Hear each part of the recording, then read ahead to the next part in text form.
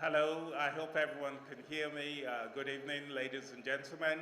My name is Wale Shonibare. I'm Director, Energy Financial Solutions, Policy and Regulation at the African Development Bank. Welcome to the final session of the day. I'm sure you're all getting a bit tired, so we're going to try and keep things as lively as possible. The title of this final session is Powering Africa's Energy Transition with Green Hydrogen, Key Project Finance and Technical Assistance Opportunities. So the way in which we're going to run this is we have two reports that we are launching this evening. So we'll get our consultants online who will talk through the reports very briefly, and then we will have a panel discussion. Our panelists are here, but I'll introduce them just before the panel discussion. Just by way of background, I think there's been a lot of talk around hydrogen at this COP, more so than in previous COPs, in my opinion. And we know that globally, the primary source of greenhouse gas emissions has been from energy as well as agriculture. Energy constitutes about 31% of total emissions, and green hydrogen is being seen as one of the key opportunities to help decarbonize the hard-to-abate sectors. And so when it comes to these sectors, we're seeing opportunities in areas such as fertilizer, steel, chemicals, shipping, trucking.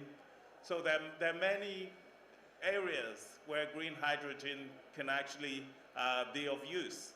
And the reason we're having this discussion is to raise awareness as to what our countries need to do to take advantage of the opportunities, and also to look at some of the support available from the development finance institutions, as well as other multilateral bodies to support those efforts. But to further illustrate the green hydrogen opportunity, we would like to take the first presentation from Adrian Talmi, who is a consultant hired by the African Development Bank. There's a report that is being launched, and Adrian is just going to take us through that report in about 10 minutes, very quickly, just to highlight some of the key findings. So do we have Adrian online? I hope the technology works.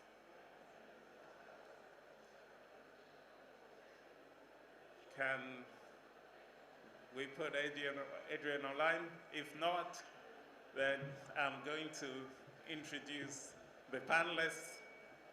Is Adrian coming? Right, Adrian.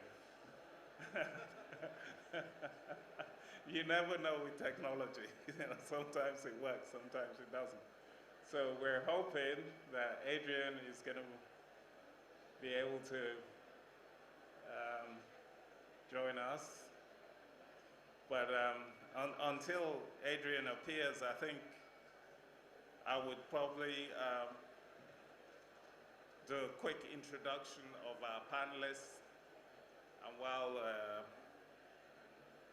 we're waiting for Adrian. So let me take the opportunity to introduce Gadi Taj Ndahumba, who is Chief Legal Counsel at the Africa Legal Support Facility. Gadi is sitting to my far right. He's responsible for coordination and implementation of ALSF's transaction support to numerous African governments. One of ALSF's key objectives is to support African governments in tackling their energy deficit and to stimulate economic growth through the procurement of conventional and innovative energy infrastructure. ALSF is currently supporting Namibia with the negotiation of one of the first large-scale hydrogen projects on the continent. So next, I'll introduce Masopha Moshoeshoe. Is that how you say it? Sorry, I'm so sorry. I murdered your name, so sorry. He's a green economy specialist in the Investment and Infrastructure Office in the Presidency of South Africa. He's also the Chief Director for Investment Promotion and Unblocking Infrastructure in South Africa. So Masopha, welcome. Also to introduce Michael Rattinger, who is a Senior Climate Officer at the European Investment Bank. And the bank, in this capacity, helps to ensure that EIB can deliver financing and technical assistance on climate mitigation and adaptation in developing and emerging economies. And last but not the least, we have Rachel Thackeray, who leads the green hydrogen strategy within the UN high-level climate champions. She has expertise in decarbonization modeling, policy analysis and design, and analyzing and advocating for federal and state decarbonization policies and regulations. So welcome our distinguished panel, who will be joining me for the conversation later on. So I hope Adrian is now ready. Adrian, can you say something so we know you can hear us? Hello, can you hear me? Fantastic. Welcome, Adrian. Okay. So Adrian, over to you. Screen? We can see your screen, and you have 10 minutes to make your presentation. Over to you. Okay.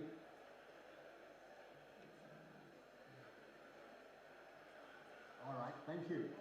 Okay, yes, so just to sort of introduce myself, I'm with COPA Intech, as was mentioned, and I was working with a team who were mainly actually... Could you speak a bit louder, please, Adrian, because your voice is a bit faint.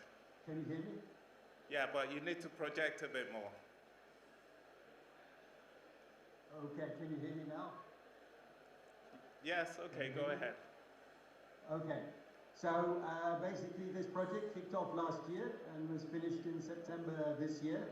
And the basic focus was to raise awareness of green hydrogen within the bank and basically bring greater clarity about the potential of green hydrogen, and also identify the climate investment fund countries, and finally to develop a knowledge product relating to the methodology. So on the left you see it's the dark blue are the CIF countries where we were restricted to. And the idea was to identify 3 countries. The country's boundary condition was that the country had to come from a different region within Africa. And the team employed a methodology to filter through against different criteria and to basically quantify through indices and then ranking and basically scoring, but based upon the index that was corresponding to the country. And it was basically in 2 phases. The first phase was the basic requirements to identify the countries, and the key basic requirements were land availability, coastal access, and political stability. So land availability was pretty critical, of course, because renewable energy generally takes a lot of space, and also potentially the production of green hydrogen. And it was determined that 40,000 square kilometers was the minimum threshold. And of course, it shouldn't impact upon settlements and conservation areas. And in terms of coastal access, it was determined that it was important to have access to the coast without having to go through another country, as obviously there were transactional costs and legal challenges potentially that could emerge. So that was a distinct advantage. And also political stability was seen as a prerequisite for future investments and was assessed by the Fragile States Index. We also, after that, looked at remaining countries and assessed them against the renewable energy technical criteria. So we looked at the wind power potential, specifically the average or mean wind power density was used to evaluate the potential. And we looked specifically at the windiest 10% of each country's area. because obviously it does vary where you are in the country. And of course, generally speaking, the windiest areas, if you like, give rise to the first investments, if you like, in terms of wind turbines and wind farms. In terms of solar power potential, basically, obviously, that's characterized by low electricity production costs and high decentralized operation. So we looked at the whole country in this context. And we also looked at hydropower potential and geothermal potential. And we looked at it in terms of a qualitative assessment. And of course, it's also important perhaps to look at the existing situation in terms of renewable power, because that potentially gave an added advantage to a country if it already had in place systems, skills, expertise, and so on. And we basically captured data through in terms of renewable generation and the share of renewable electricity. In terms of the green hydrogen technical criteria, we looked at the water availability. Of course, there is scarcity of water in many regions. And of course, actually, with electrolysis, you can use desalination, you can use brackish water and also seawater. Of course, there's an extra cost with desalination purification plants. And also in infrastructure, we looked at basically, it was a World Bank actually study that provided information relating to the quality, if you like, of different infrastructure. And also salt caverns. This was felt actually quite interesting because this basically provides a safe and loss-free storage facility for gas, oil and green hydrogen, and it was important to see if they were available. And in terms of non-technical criteria, we also tried to see if there's some information relating to the labour force, if you like, that could be qualified to undertake the deployment of green hydrogen. There wasn't much information around, but there was certainly information relating to, let's say, the years of schooling of children, and that's going to happen, and also adults that have happened, and also the quality of universities. So we basically captured some information there to give us a steer. Okay, so having sort of identified countries, or matched countries, if you like, against all those criteria, we came down to 3 countries, which were Egypt, Kenya, and Ghana. And once this was agreed, we then looked specifically at site conditions. So we again took into account the solar radiation and wind speed at specific sites, the presence of salt caverns, the availability of green grid electricity, and also the distance to sustainable water sources. So on the right, you can see basically solar and wind maps for Egypt, Kenya, and Ghana. I think Kenya also has a geothermal map. And also to the furthest right is the actual location, if you like, which we identified. I think in Egypt, it was actually close to the 250 megawatt wind turbine that's near the Red Sea. In Kenya, it was near the Lake Turkana, and in Ghana, it was east of Accra. So these were the areas where we assessed all these conditions, where they applied, and it came to an agreement that this was a good, if you like, location to take an archetype, if you like, as a project. So, okay, in terms of the assessment of green hydrogen production and supply, basically the Hamburg University of Technology built an optimization model, which you can see here, basically sets out the different elements, if you like, within the process of calculating the production of cost, hydrogen production costs.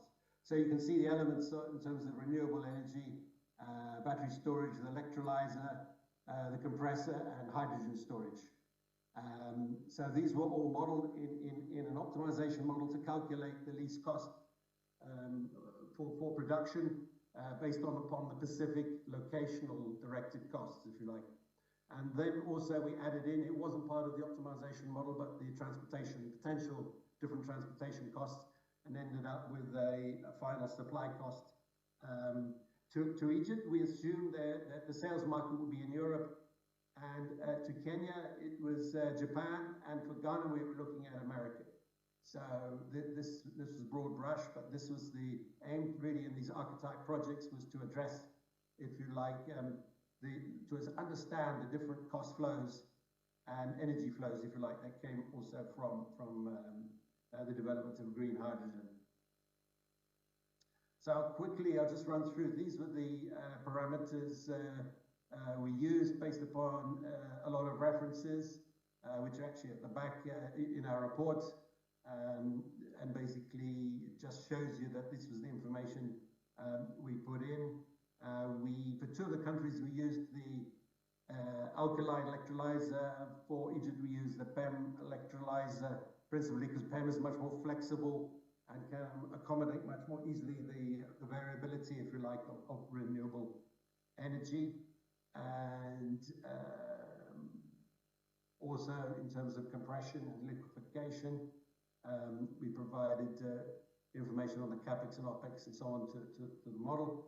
And I should say, in terms of Egypt, as an archetype, we looked at the transportation of hydrogen. In terms of Kenya, we looked at the transportation of ammonia, and in terms of Ghana, power to liquids.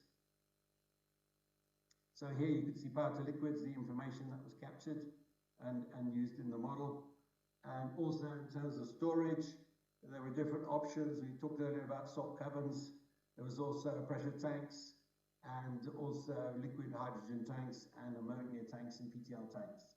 So again, this information was basically based upon different research, if you like, that's been undertaken globally and in Europe, and also where appropriate, closer to home in Africa. And these were the costs in terms of the transportation by the pipeline, the transportation by shipping. So, okay, so this basically was and I'm just going to show for Egypt the design of the optimized plant. The electrolyzer size was taken as the dimensioning factor, or the anchor, if you like. So everything else, if you like, was built around that. And what you can see here are the optimized numbers that came from running the information, and out of which we got a production cost of 2.7 euros, approximately 8 cents per kilowatt hour. And in terms of the pipeline transportation, we assumed, I think, for 4,500 kilometers, and with a cost there, I think, of 0.2 cents per kilowatt hour, we ended up with a supply cost of 3.6 euros per kilogram. So in terms of the energy flows and efficiencies from the modeling, you can see actually there was about 12% of spilt energy, so it was too much renewable energy. This is the excess energy at the bottom. The biggest losses came from the electrolyzer. You can see there 200 gigawatt hours. The electricity demand was quite small for the compression, and also had some small losses. There was significant, basically, electrical energy used to continue the compression, if you like, through the pipeline transportation. And we also ended up with around 406 gigawatt hours, or if you like, just over 12,000 tons of hydrogen, if you like, that was produced from this archetype renewable energy, let's say, power plant near the Red Sea. Adrian, sorry, I'm going to have to wrap up because we don't have much time. Do you still have a lot? Yeah.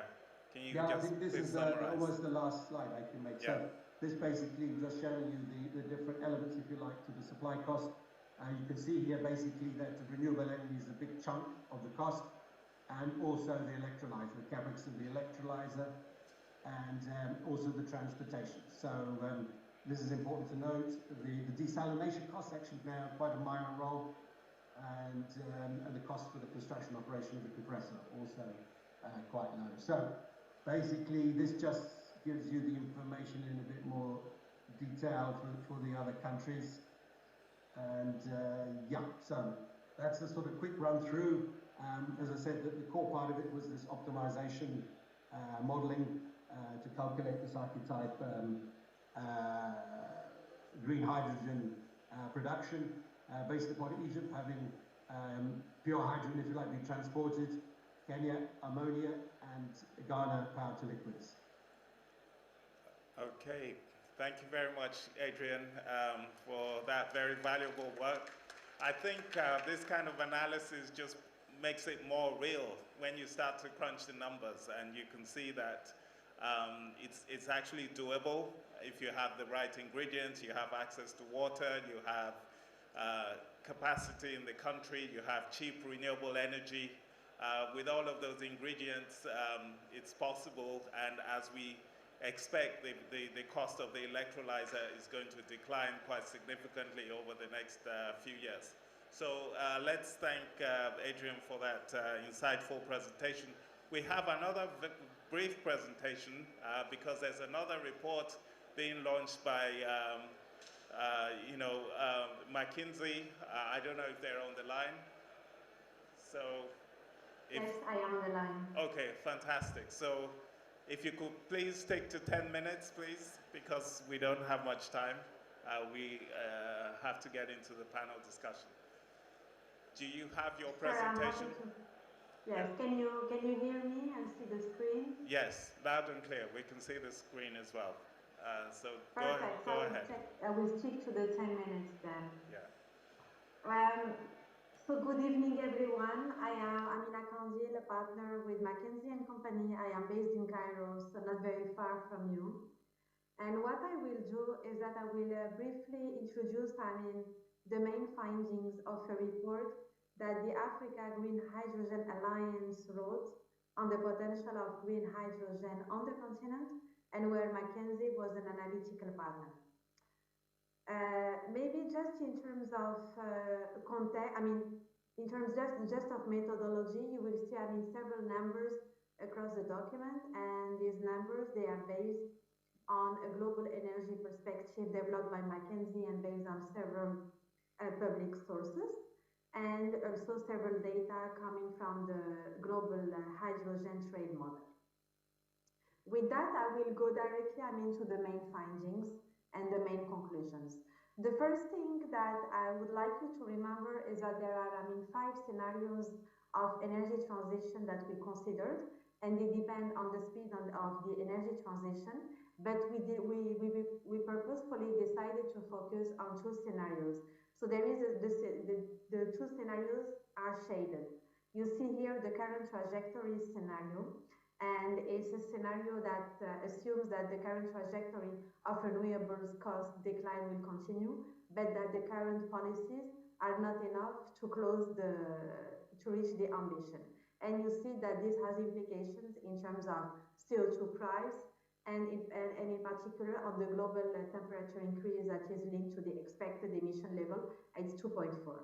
And the other scenario that we're considering is a scenario that is called achieved commitment. It's also called well below 2.0 scenario.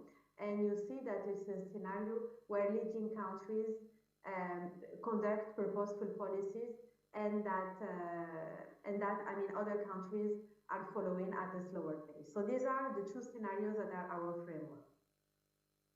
The second thing that I want to mention, and I think that Adrian mentioned it extensively, is just that Africa is very well positioned when it comes to producing green hydrogen because of its endowment in solar and wind potential.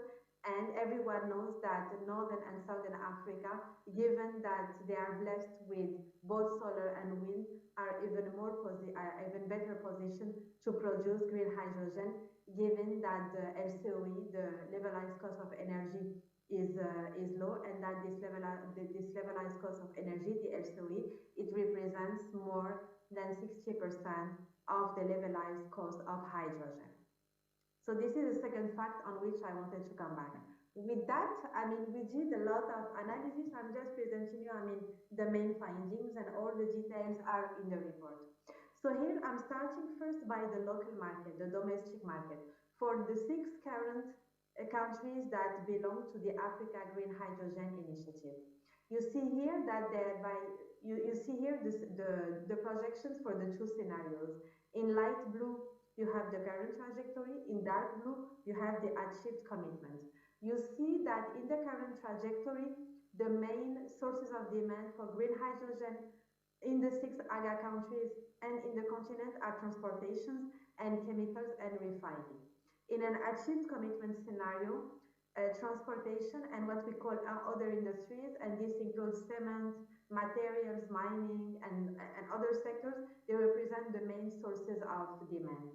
And you also see that the demand is mostly skewed towards hydrogen, liquefied hydrogen, and ammonia, and you see here the figures.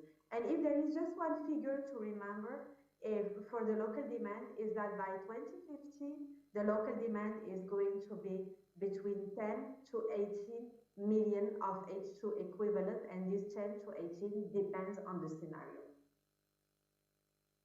Then I'm moving to the global perspective. So as you probably know, there are, large demand centers in the world, and there are expected large demand centers in the world, and these large demand centers are North America, the EU, Japan, Korea. I'm not exhaustive, but these are the large demand centers. Then there are favorable areas, regions, and it happens that these large demand centers do not, are not aligned on the favorable areas regions. It happens that for some regions in the world it works well, and you see that this is the case, for example, here in China, in India. But then you see that, for example, Central Europe is a large H2 demand center, but not a strong.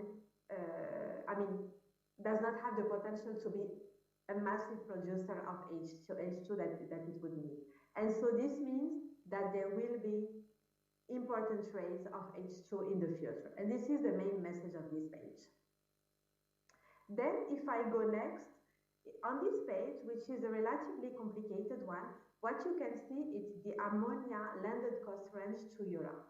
And in the report, you will see that we did this analysis for hydrogen, for liquefied hydrogen, for ammonia to Europe and to Asian markets. Here, we take the example of ammonia. I think that the first thing that you can see, so you can see here, several African countries, including AGA countries like Morocco, Mauritania, Egypt, Namibia, and South Africa, and you see that the cost range is quite important. And it's important to remember that this cost range is important because it depends a lot on the cost of capital. And here, we try to provide a reasonable range for the cost of capital. The second message that is very important on this page is just to remember that if we are to make the cost of hydrogen competitive, countries will need to have access to a low cost of capital. And the third message that I wanted to give on this page is that you see that several African countries are in the same ballpark. In order to access large demand centers, beyond the competitiveness, which will be a factor but not the only one, it will also be important to become, a credible supplier. And what do we mean by a credible supplier? It means, being able to secure offtake, to secure demand by offtake contracts, as they will allow the taking of the sector in the country. And it also means, investing in the right infrastructures and putting in place the right regulation. I'm moving next to the page on the global market. So you remember before I showed you the local market in Africa for the AGA countries. This is the global market with all the large demand centers that we showed.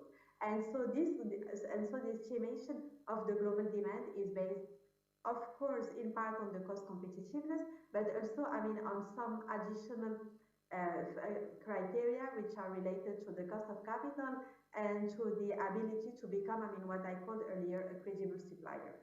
Here, the figure to remember is that by 2050, we estimate that the export market could be as big as 20 to 40 million tons, and this 20 to 40, corresponds to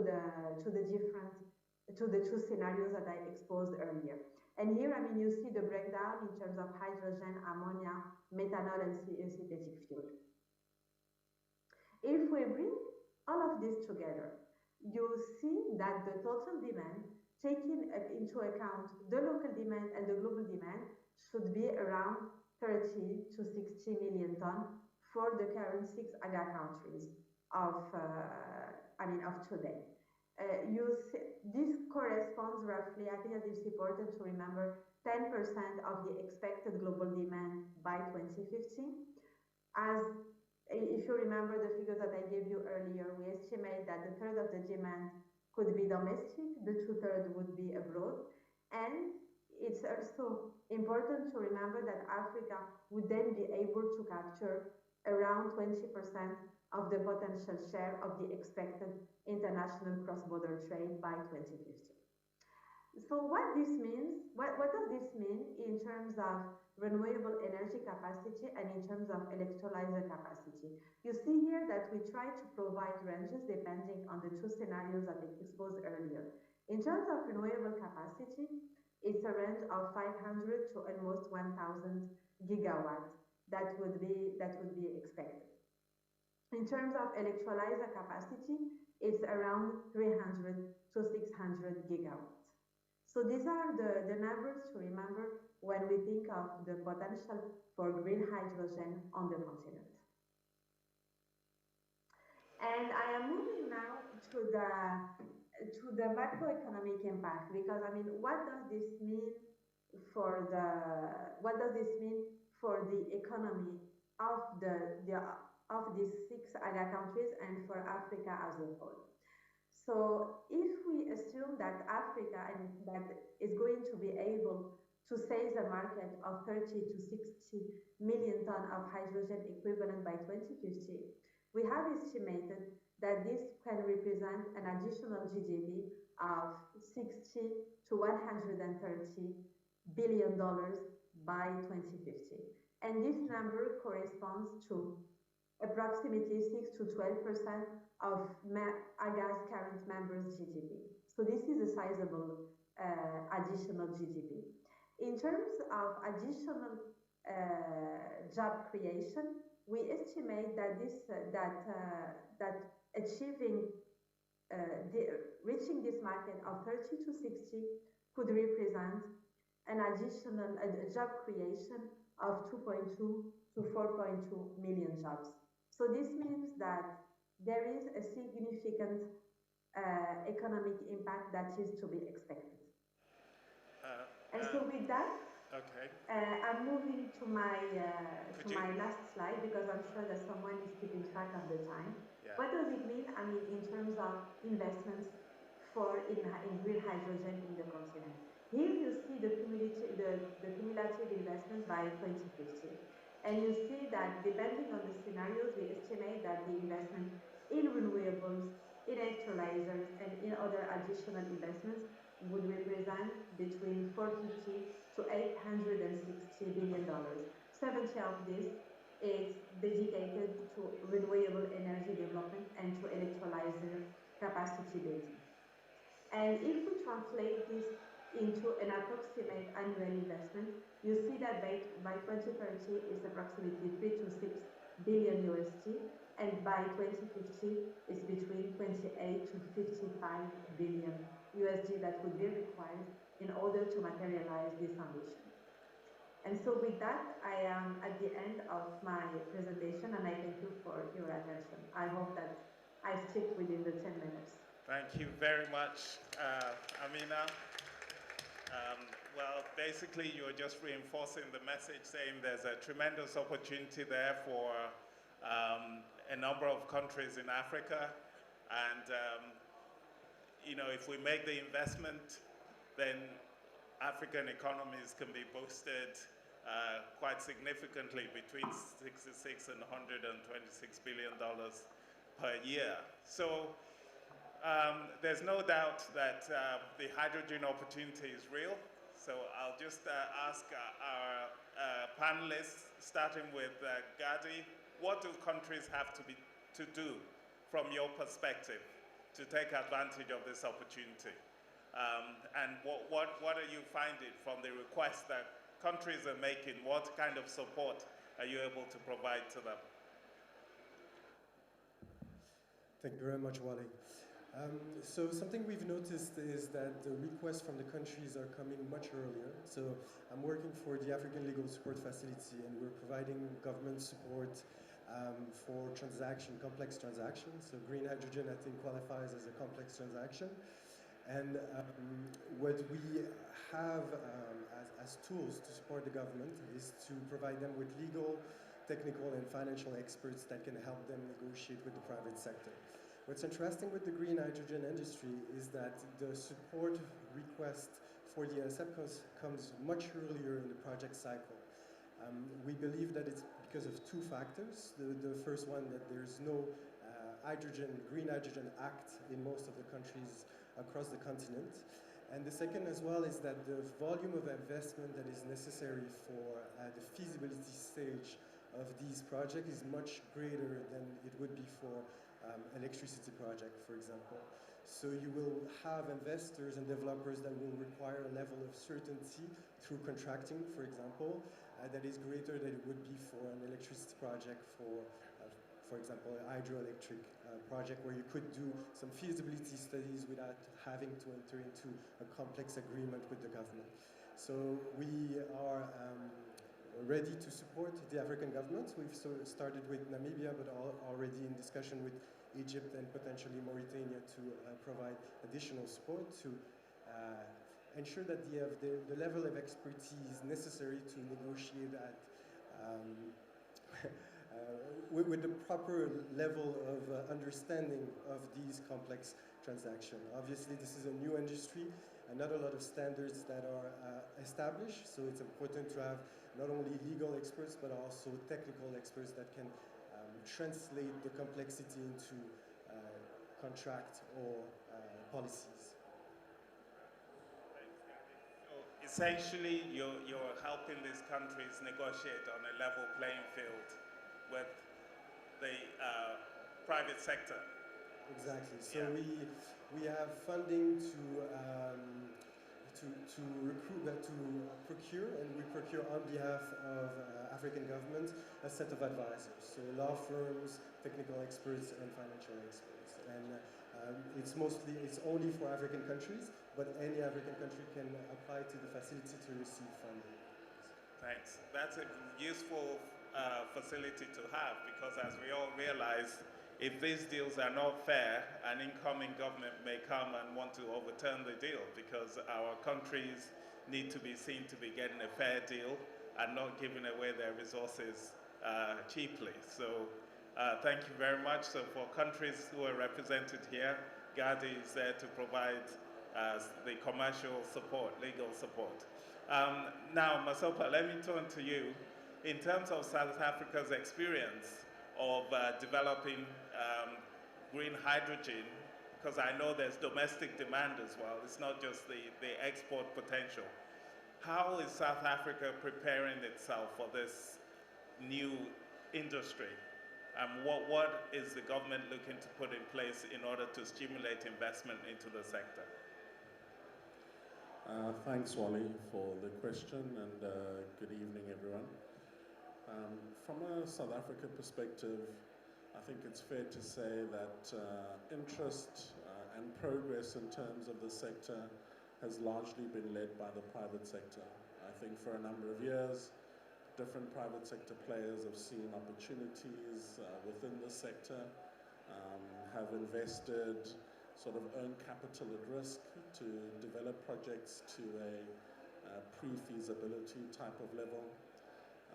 I think there's a significant opportunity given the large sort of check sizes required for these projects for governments to come in and assist with an element of project preparation funding, sort of leveraging off of multilateral development banks on the continent and outside. Another element that we're seeing in terms of the pipeline of projects is that there's a need to secure strong bankable PPAs. There's a lot of talk about high levels of aggregate demand, but you can't bank a project based on aggregate demand, so that element around securing strong PPAs, whether it's using some element of government-to-government MOUs in order to enable that business-to-business connection, we think is an important element. There are a number of countries on the continent that have made significant progress with that, and we'll see sort of the return that that provides. The other one, obviously, is a clear sort of policy and regulatory framework. Fortunately, 65% of the project capex costs for these projects are around renewable energy deployment as well as electrolyzer costs. Many countries on the continent have renewable energy programs, so that element is well understood. And obviously sort of begins to sort of de-risk the projects to an extent, but the sort of in-battery limit element is one that's not as well understood in many territories, and one that some element of support is required. And the rest really is about swatting away flies and providing supporting infrastructure in order to enable this. So, it's not where the areas where there's significant renewable energy potential is not necessarily the areas where there's been significant development. Well, I guess it's the areas where there's significant renewable energy potential, large amounts of land that are not competing with other sectors like agriculture, are not the areas that were prone for human settlement. So there is a need for significant amounts of supporting infrastructure like transmission infrastructure and others, upgrades of port infrastructure to be able to handle these new commodities, or not new, sort of higher volumes of commodities like ammonia and others. And that's an important element in terms of enablement that governments can bring. Okay, thanks, Masopha. So in South Africa, the private sector has been leading, but there's a need for government to provide the supportive policy and regulatory environment and supportive infrastructure. Gadi talked about the fact that a lot of countries don't have a Green Hydrogen Act. Do you actually think that's necessary to get the sector going? Is that an important component or not? In our case, what we do have is sort of extensive regulations around the handling of ammonia, a number of international standards that are applied in terms of that. We do see sort of ammonia production and export as being a leading element. We also already have a large industry in terms of grey hydrogen production. Right. So in the country, we produce 2.4 million tons a year of grey hydrogen. So for in many cases for us, the extension to green hydrogen is not a new industry per se. We also have significant experience from government in terms of developing research and IP, mainly around mobility since 2007. So in that sense, we have a running head start. There are questions around whether or not we want existing regulation, which is mainly based on fossil fuels to extend to non-fossil fuel elements like green hydrogen, or whether that would add a level of complexity and bureaucracy. So at this point, we are allowing sort of private sector development to happen within that framework where it is slightly less regulated because it's not falls under the ambit of multiple acts because it's not fossil fuel based. So in that sense, we are taking advantage of that. But at some point, yes, there'll be an element to develop a clear sort of regulatory framework. Okay. We have sort of focused on the policy elements. So there's a Hydrogen Society roadmap that was developed by our Department of Science and Innovation. There's a commercialization strategy because South Africa's green hydrogen underpin and selling point is really to use it as a vector for reindustrialization and decarbonizing our existing industrial base. So that's an important sort of market signal. And also from a provincial perspective, because we're sort of broken up into 9 provinces, a lot of the investment promotion work for potential investors happens on the ground in provinces. And we're seeing a number of them having either developed or are developing provincial green hydrogen strategies to translate what the sector means to them and what they are specifically offering to investors. Okay, great. Thanks very much. Rachel, let me come to you. In all of this discussion, we haven't mentioned civil society, getting local populations involved, local content. You know, what's your perspective on that, and how is UNFCCC trying to get civil society into this conversation? Thank you, Wale. I'd like to start by thanking you and AFDB for your incredible support to the Africa Green Hydrogen Alliance and hosting us here.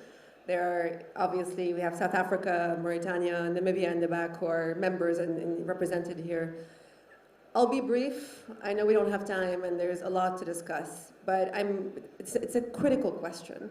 And there's been a flurry of hydrogen events at COP. Very, very, very few have asked this very question, right? We saw the McKinsey report, and I'd like to thank McKinsey for the excellent analysis quantifying the potential for AGHA. They find 4 million jobs could be created, up to 12% of GDP could be added, great. But that does not come organically, right? We have to be very intentional about the policies, the regulations, the practices we put in today that will help deliver that. So briefly, I think there are two categories we have to keep in mind. One is that green hydrogen doesn't cannibalize resources away from other solutions that are needed and other elements like energy access that are critical. And Egypt released their hydrogen framework just today, and I was very happy to find in one paragraph, they said, green hydrogen can now take renewable energy away from other better uses, right? So espousing this notion of additionality. It has to be additional to what we need to build to, decarbonize, in some countries, provide energy access. That's one. Two, how do you make the maximize benefits to your communities from deployment? And this is where local content comes in, right? It's essentially governments possibly tying their subsidies or support mechanisms to projects that employ the most local workforce. And the US did that a lot in their Inflation Reduction Act, sometimes multiplying by 5 the subsidies they provide to different industries or projects if they employ local folks, in addition to other things. And this is where financiers also have to look for that, right, in the sort of projects that they invest in. And this is where training programs, like the ones AFDB could help with, proactively making sure that we have skilled workforce that could do this, right, to deliver on those 4 million plus jobs. And then last but not least, it would be unfortunate for Africa to have this incredible resource and just export it out, right? We know exports are going to be part of the story, but there's a layer of additional economic activity we could get here, right? From green steel and green fertilizer. The opportunity for green industrialization is enormous, and we should proactively work towards building that skilled workforce beyond just hydrogen into green steel, green fertilizer, and so on. And then the vein underneath all of that has to be community engagement, right? Civil society engagement. In the US, they're trying to figure out how do you construct community benefit plans for every hydrogen project you put in. There has to be a contractual obligation for this project to deliver the maximum amount of benefits to the local population. They're figuring out how to construct this, and this is where folks like LSF can come in, but community benefits plans are becoming the norm given how complex and potentially harmful some hydrogen projects can be. So critical, important question, and I think we're in opportune time so early on in the market to do this right. Great, thank you, Rachel. So basically we're saying no one should be left behind. Hydrogen should be an opportunity to drive industrialization, development, capacity building within our African countries, and we have to look at it in a very clever way so we don't repeat mistakes of the past. Now, Michael, last but not the least, you sit at the crossroads of the whole hydrogen thing. Everybody talks about Europe being a key market, and there's potential for Africa to export into Europe. But how is EIB bridging the two markets to make sure that it's fair, it's balanced, and you're forging partnerships that will be beneficial to both sides. It's not a predatory relationship, it's an equal partnership. What's the EIB's role in facilitating this, and also access to finance? No, brilliant, and I'm happy I've spoken. I get to speak now after these three brilliant panelists have sort of laid out everything, so that makes my job a lot easier. For those of you that don't know, the EIB is the EU's bank, the EU's Climate and Development Bank outside the EU, and quite uniquely, we do a lot of financing within the EU, but also outside. So if we're looking to set up a global supply chain of hydrogen, you know, we are going to be able to support the production side, the seller side, but ensure that the off-takers have, you know, the infrastructure to accommodate all that, right? Which is going to underpin this market that we all hope to see, right? So I think when we look at sort of, and you know, we've heard about two brilliant studies, and I don't want to confuse people, but we have another study that we presented last week, which I think has a very optimistic title, because we talk about the great, you know, green hydrogen potential of Africa. But, you know, not to argue about numbers or anything, it confirms that the opportunity is enormous. Perhaps that, you know, one thing that we took care of in our study was exactly what Rachel was saying is, you know, before we talk about solely deploying all this infrastructure in Africa only to serve other markets, what local benefits, you know, for countries are there? And so we looked specifically at green steel, green fertilizers, and all of that. So not only does the study conclude that, you know, green hydrogen is very, you know, economical to produce, but there's a lot of knock-on effects for local industry. And there's also, interestingly, a great benefit in terms of water production, which, you know, if we're looking at water scarcity, can also be a factor. So how to realize all of this, right? Because you know, between hype and hope, there's only one letter difference, right? And we have to be careful, right? We don't have to you know, confuse people. And I think this is such a long-term effort. You know, we are doing nothing less than setting up an entire new, you know, infrastructure. That I think that, you know, each of us has to identify, you know, what role we play, what we can contribute, because no one can do it alone. And I really, you know, what you say, you know, we echo that. The European Investment Bank works through a partnership model exclusively. We never finance 100% of our projects, so we are always in partnership mode, right? So, but before we get to projects, there's a lot of upstream work that we need to do. You know, we need to look at the potential, and we've discussed some projects around this, but we sort of need to break that down, you know, before it can be projects. And you know, so we have to talk about, you know, project preparation. How do we finance feasibility studies and things like this? And you know, because I see members of the Mauritanian delegation here, you know, having recent discussions with their government to talk about, you know, what progress they're making on the development of the legal and regulatory framework, and also, you know, how they are going to go about implementing their national green hydrogen strategy, right? Because in a strategy, you know, just to underline this, it's going to look very different for each African country. You know, what sectors you're targeting, what is the capacity that you have? Obviously, the capacity that, you know, our friends and colleagues in South Africa have is a certain way. You know, other countries that have high potential may not have that existing industrial base. You know, where it's a matter of shifting. In other places, it might be a matter of, you know, greenfield construction. So it's you know, many different things that have to happen. And I think based on our experience that we have in Europe, and we are financing hydrogen projects with corporates in Europe, and also, you know, building the accommodating infrastructure for Europe to receive more green hydrogen. You know, we see the value of sort of, you know, upstream work to try to design the projects in such a way that they do deliver those benefits locally for development, but also globally through the supply chain.